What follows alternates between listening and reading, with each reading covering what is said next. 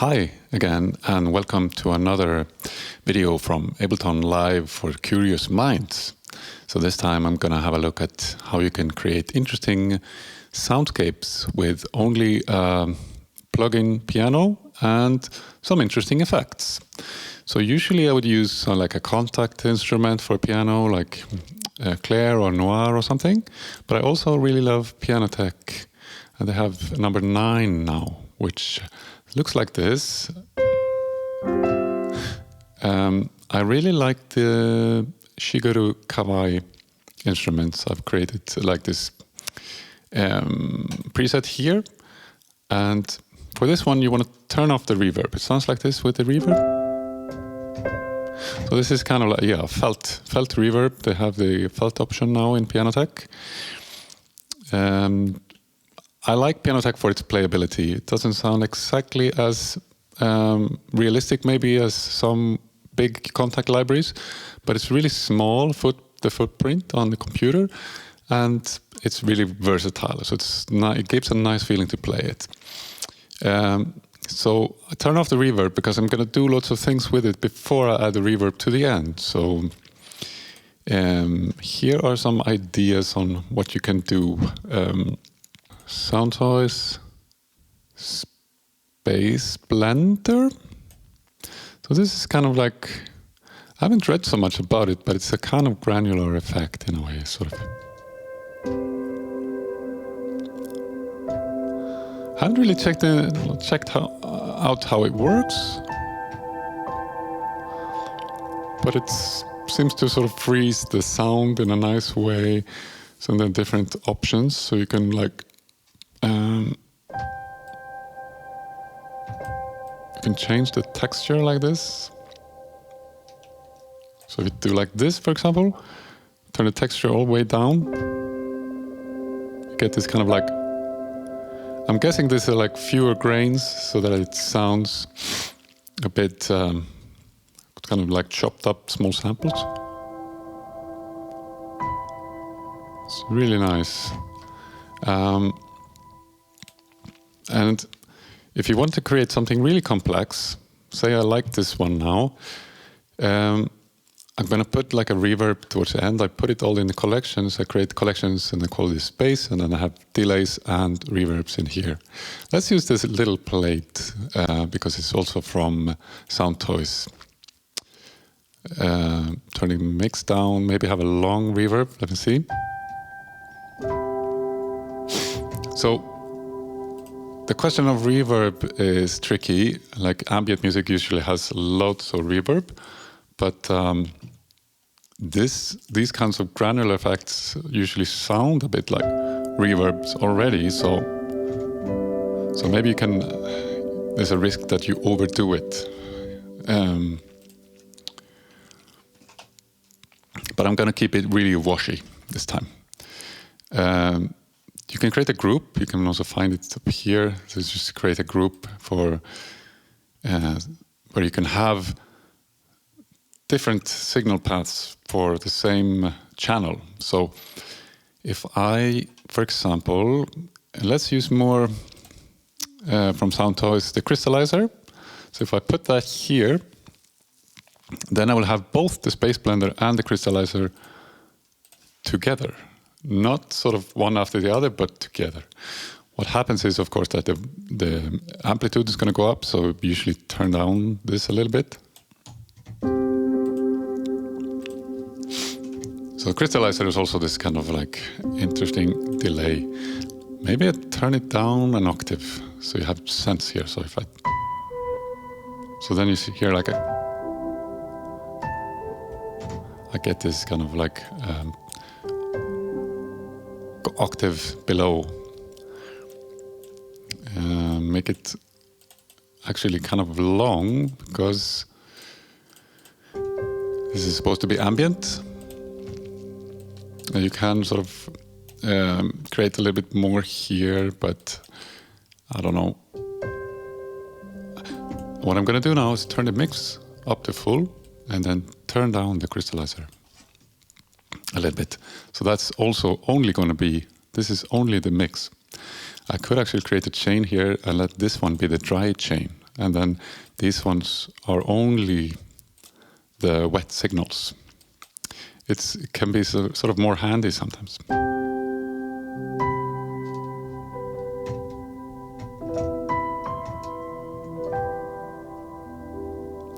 So you hear that? It already had lots of textures going on.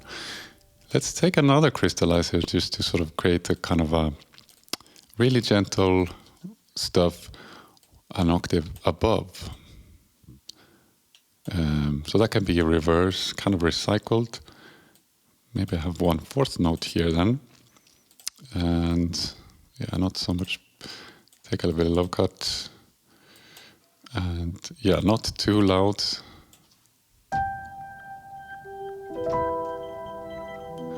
But as you see now, all these channels go to the reverb also.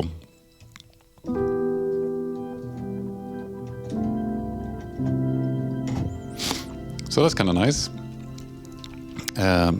We could do more if you want to.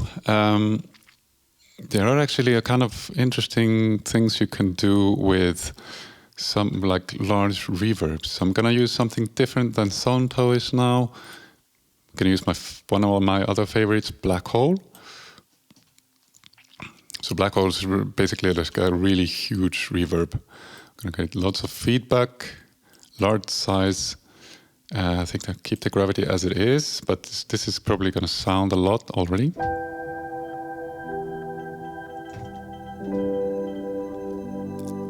So it's starting to sound a bit messy, like the sounds sort of start to compete for space with each other. But now you shouldn't stop here. You should start to add other effects to the effects to make it more interesting. So let's use Saturn. This is from Fab Filter. It's also like a cool effect, a distortion effect. Under amp, you have like these different amp simulators. I'm going to use the power amp because that one is really, yeah, powerful. So you hear that?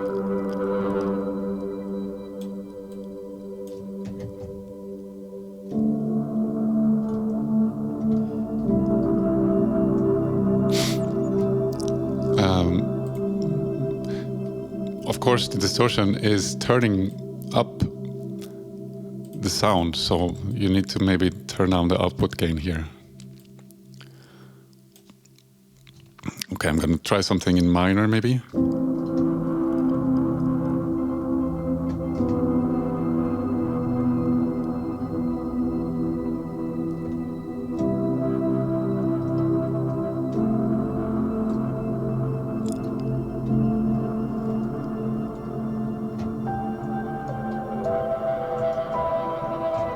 As you can hear, like some of the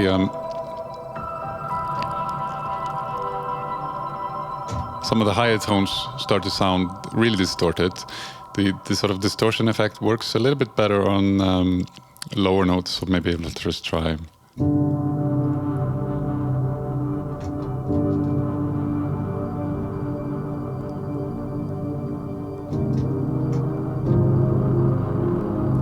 So what you can do here is, of course, just use an equalizer of some kind. I'm just going to use a simple one. So just going to create a high cut here. So when it turns down a little bit the sort of really distorted notes. And the same crystallizer, I think that's sort of the twinkly sound in the, I mean, you can do it inside the plugin itself. I'm going to do it here just to have more control. So just narrow it down a little bit.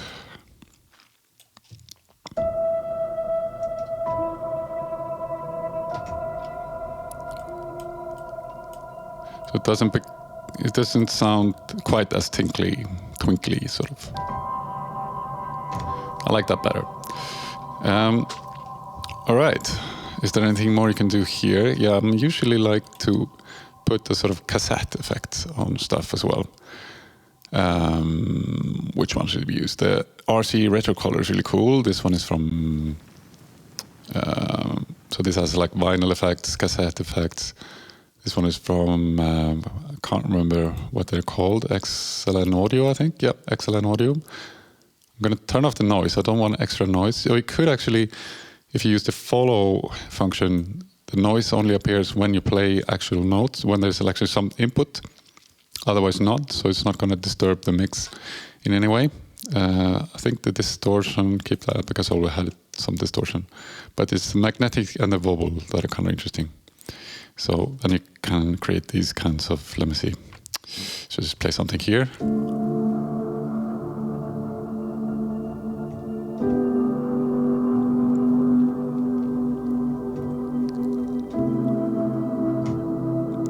Maybe hear it more in the sort of higher notes here.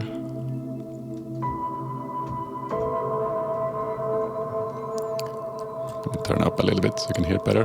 Now you can really hear it.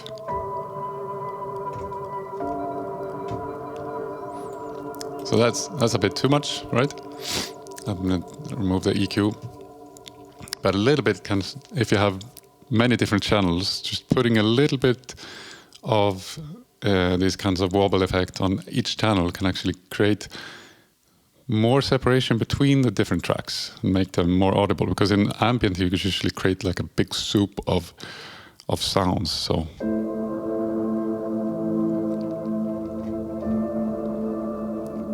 just playing really simple sort of cinematic chords here.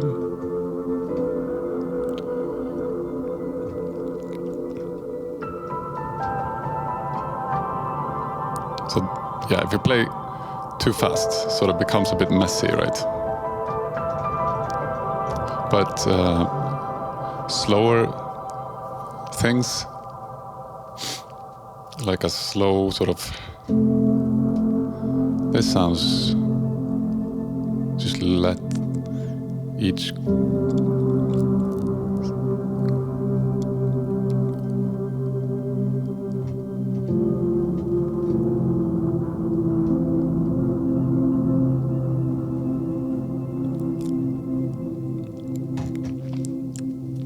then it's almost like as you're really trying to let each chord just ring out and not play too many at once.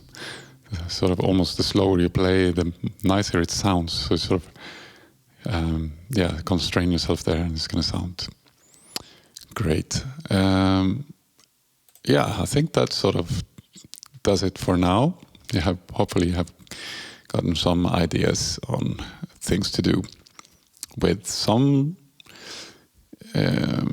soundtoys effects and some other stuff. Black hole, crystallizer again, but 1 octave up, 1 octave down. Space blender. I usually also use Portal from Output, which is good. Granular MB from Melda. So you're gonna get some nice granular effects. GRFX from Imaginando and BX Pulsar. Some ideas. And the pitch hack can actually sound nice. Spectral time, there are some input for Ableton Suite owners. So yeah, that's it for today.